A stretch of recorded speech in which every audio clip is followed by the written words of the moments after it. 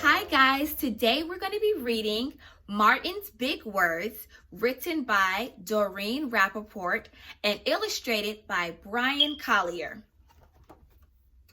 Everywhere in Martin's hometown, he saw the signs, white only. His mother said these signs were in all southern cities and towns in the United States. Every time Martin read the words, he felt bad until he remembered what his mother told him. You are as good as anyone.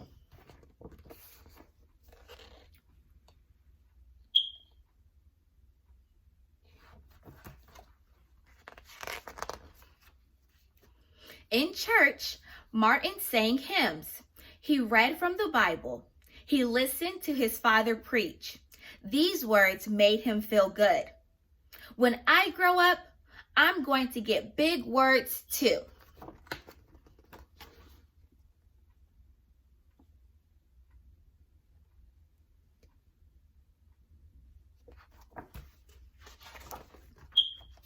Martin grew up.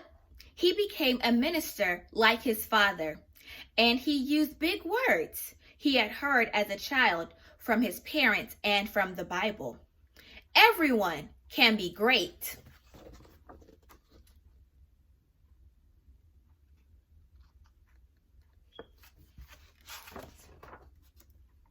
He studied the teachings of Mahatma Gandhi. He learned how the Indian nation won freedom without ever firing a gun. Martin said love when others said hate.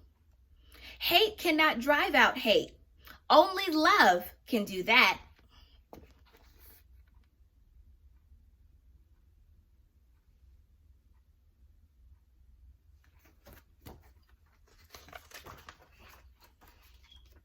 He said together when others said separate. He said peace when others said war. Sooner or later, all of the people of the world will have to discover a way to live together.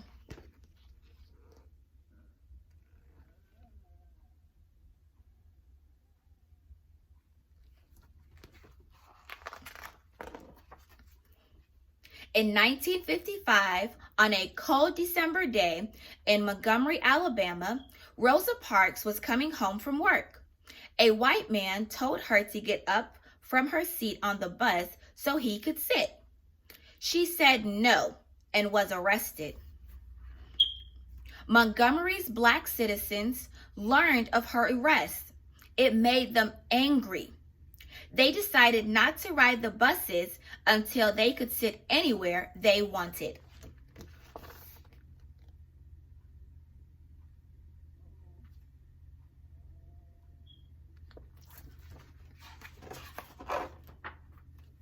For 381 days, they walked to work and school and church.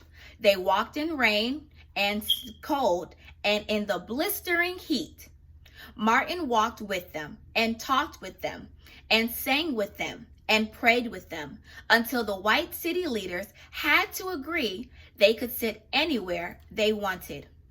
When the history books are written, someone will say, there lived black people who had the courage to stand up for their rights.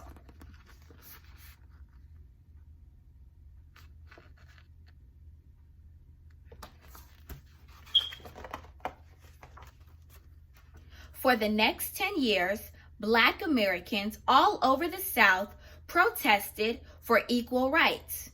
Martin walked with them and talked with them and sang with them and prayed with them. White ministers told them to stop. Mayors and governors and police chiefs and judges ordered them to stop, but they kept on marching. Wait! For years, I have heard the word wait. We have waited for more than 340 years for our rights.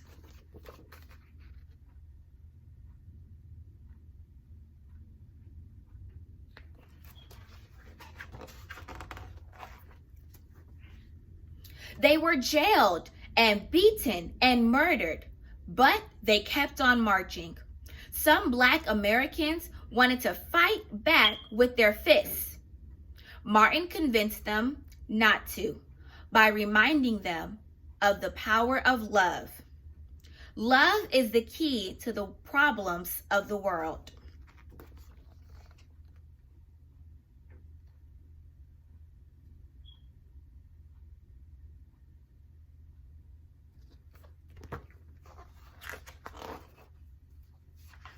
Many white Southerners hated and feared Martin's words. A few threatened to kill him and his family. His house was bombed. His brother's house was bombed, but he refused to stop. Remember, if I am stopped, this movement will not be stopped, because God is with this movement.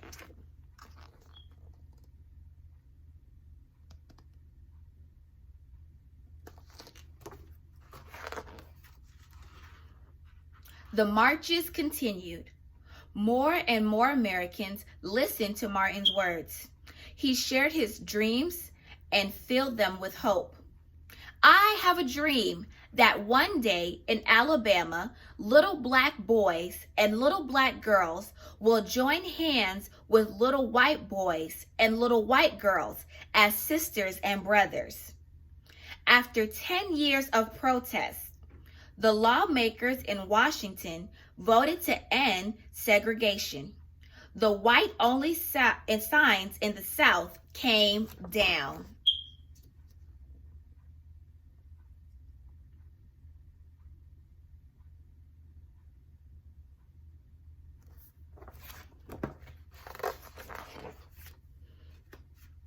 Dr. Martin Luther King Jr. cared about all Americans. He cared about people all over the world, and people all over the world admired him. In 1964, he won the Nobel Peace Prize. He won it because he taught others to fight with words, not fists.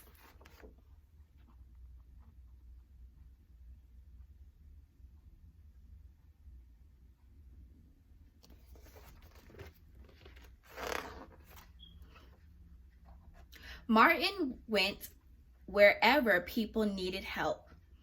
In April 1968, he went to Memphis, Tennessee. He went to help garbage collectors who were on strike. He walked with them and talked with them and sang with them and prayed with them. On his second day there, he was shot. He died.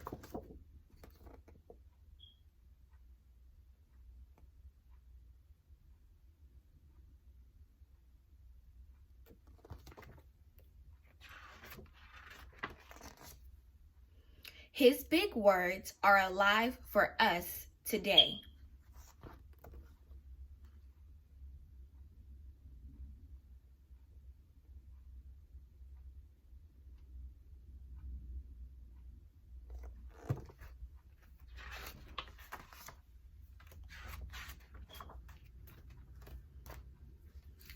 Martin's big words. This was an amazing story. I hope that you enjoyed, and I hope that you are inspired to love instead of hate. Okay, guys, until next time.